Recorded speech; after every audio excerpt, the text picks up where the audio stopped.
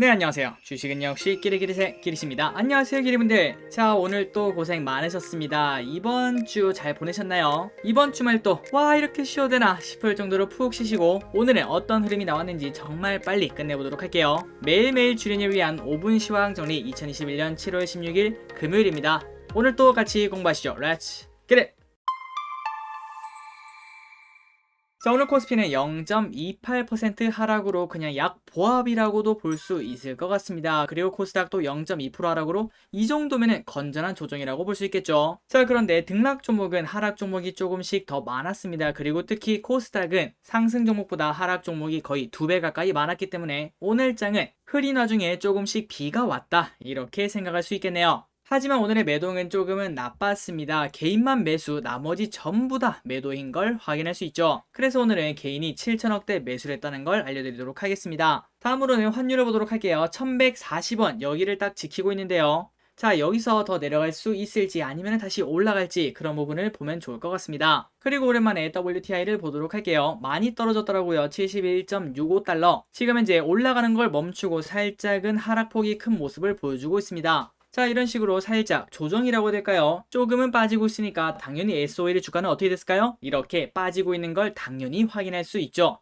10만원을 깨고 내려가 98,800원까지 오는 걸 확인할 수 있습니다. 그러니까 지금 보면은 야, 이거 WTI랑 너무 똑같이 움직인다 라고 생각을 할 수 있겠네요. 그리고 개인적인 생각으로도 WTI가 더 빠질 수도 있는 확률이 분명 존재하고 있다고 생각합니다. 그렇기 때문에 혹시나 기대분들이 야, 이거 SOL 지금이라도 사야 되는 거 아니야? 이런 생각을 혹시나 가지고 계시다면은 지금은 이제 좀 한 발 물러서서 볼 때가 아닌가, 이렇게 말씀드리고 싶고, 그 이유는 지금 현재 가성비가 그렇게 높지만은 않아 보입니다. 여기서 만약에 WTI가 더 떨어진다면 그때가 기회가 될 수도 있겠죠. 혹시 모르지만 확실한 기회를 위해서 기다리는 게 더 좋을 것 같습니다. 다음입니다. 오늘 개인 외국인 기관이 무엇을 쇼핑했나? 개인이 ST 바이오센서 당연히 압도적으로 1등, 그리고 삼성전자가 오랜만에 2등으로 밀려났습니다. 카카오, SK하이닉스, SK이노베이션, 효성TNC, DB하이텍, 에코프로 HN, 두산중공업, 효성첨단소재, 기아를 매수하고 있네요. 자, 오늘 상장한 ST바이오센서 기리분들 다들 매도하셨나요? 오늘은 출발은 조금 나빴지만 그렇게 많이 하락하지도 않았고 높이도 많이 올라가지 않아서 아마도 기리분들이 매도하실 때 어려움이 있지는 않았을 것 같습니다. 평균적으로 9,000원에서 만원 정도의 수익을 거뒀다고 생각합니다. 기리분들 축하드립니다. 다음으로는 외국인이 무엇을 샀나? 삼성바이오로직스, NC소프트, LG화학, 네이버, SKIT, 카카오게임즈, LNF, 솔루스 첨단소재, SK텔레콤, 이마트, 마지막으로 위즈윅 스튜디오를 매수하고 있는 걸 확인할 수 있습니다. 자, 이런 거 보면 외국인과 연기금을 살려고 했던 종목을 계속 사는 걸 확인할 수 있죠. 오늘 또 네이버, SKIT, 카카오게임즈, SK텔레콤 이러한 기업들을 크게 매수하는 걸 확인할 수 있습니다. 그리고 기관은 오늘 무엇을 샀나? 삼성바이오로직스를 같이 1등으로 매수했고요. 네이버, NC소프트, 농심, 진원생명과학, 한샘, HMM, YG플러스를 매수했네요.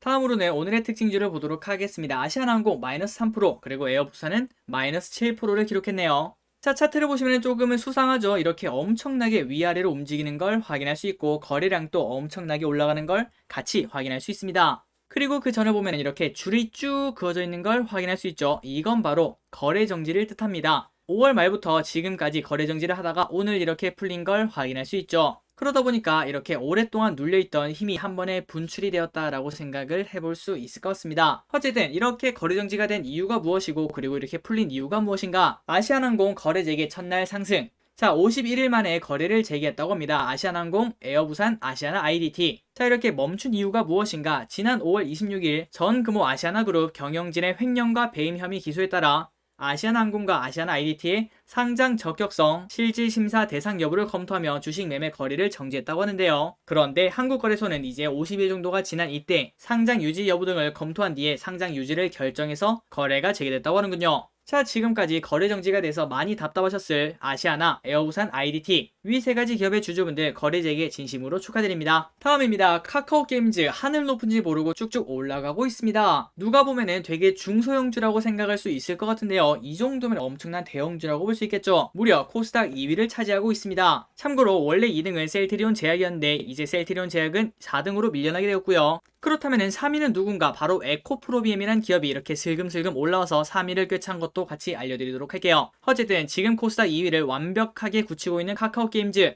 오늘 또 6% 상승을 해냈습니다. 자, 카카오게임즈 오딘이라는 게임이 그렇게 흥행에 성공하고 있다고 합니다. 그래서 외인 매수세에 4거래일 연속 상승을 하고 있다고 하네요. 다음입니다. NC소프트. 지난번에 보셨다시피 이 정도면 계속 떨어지는 차트 아닌가라고 했는데 귀신 진짜 귀신같이 V자로 올리는 걸 확인할 수 있습니다. 그리고 보통은 그냥 슬금 올라가다가 말고 다시 떨어지는 그런 흐름을 보여주는데 이번에는 그냥 유의미하게 4%씩 쭉쭉 올라가는 걸 확인할 수 있네요. 자, 이렇게 올라가는 이유가 무엇인가? NC소프트 불소2 출시 기대감의 강세가 나온다고 하네요. 과연 다음 주도 쭉쭉 올라갈 수 있을지, 그리고 오딘이 성공한 것처럼 불소2도 이렇게 성공할 수 있을지 그거를 관심 있게 보면 좋을 것 같습니다. 다음입니다. 에코프로 HN 20% 급등을 해냅니다. 그리고 사실상 상한가 근처까지 갔다가 조금은 미끄러졌는데요. 자, 이렇게 오른 이유가 무엇인가? 무상증자 300% 결정에 이렇게 급등했다고 하네요. 다음입니다. 최근 덥습니다. 그런데 더 중요한 거는 지금 이제 시작이라고 해요. 다음 주 20일부터는 더 더워질 예정이라고 합니다.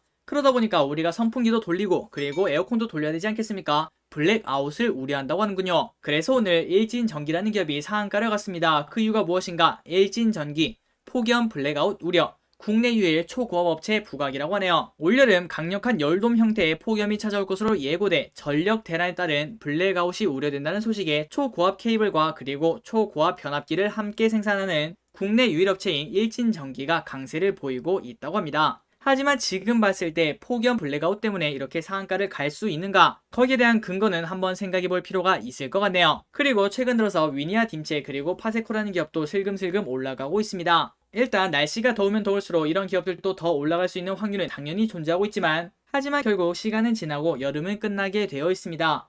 그러니까 이러한 기업을 매매한다면 조금은 짧게 방망이를 잡는 게 중요하다고 볼 수 있겠죠. 물론 방금 말씀드린 시각은 그냥 단순히 이러한 기업들이 테마주로 봤을 때 그렇다는 얘기입니다. 자, 오래 기다렸던 SD 바이오 센서가 상장을 했습니다. 그리고 우리가 생각했던 대로 역시 더블 또 못 가는 걸 확인할 수 있네요. 오늘 시초가는 57,000원이고 최고가는 66,700원, 7만원까지도 가지 못하고 떨어졌고요. 그리고 여기서 그냥 왔다 갔다 하다가 이렇게 평균적으로 한 61,000원에서 62,000원 그 정도 라인에서 마감되는 걸 확인할 수 있습니다. 그래서 기리분들은 아마도 평균적으로 한 주당 9,000원 정도의 수익을 거두지 않았을까 이렇게 볼 수 있겠네요. 기리분들 진심으로 축하드리고 저 기리도 당연히 다 팔았습니다. 얼마에 팔았고 그리고 총 수익이 얼마인지는 내일 매주 공모주 시간에서 다뤄보도록 할게요. 그리고 이렇게 벌었으니까 당연히 치킨 먹어야겠죠. 맛있게 드시기 바랍니다.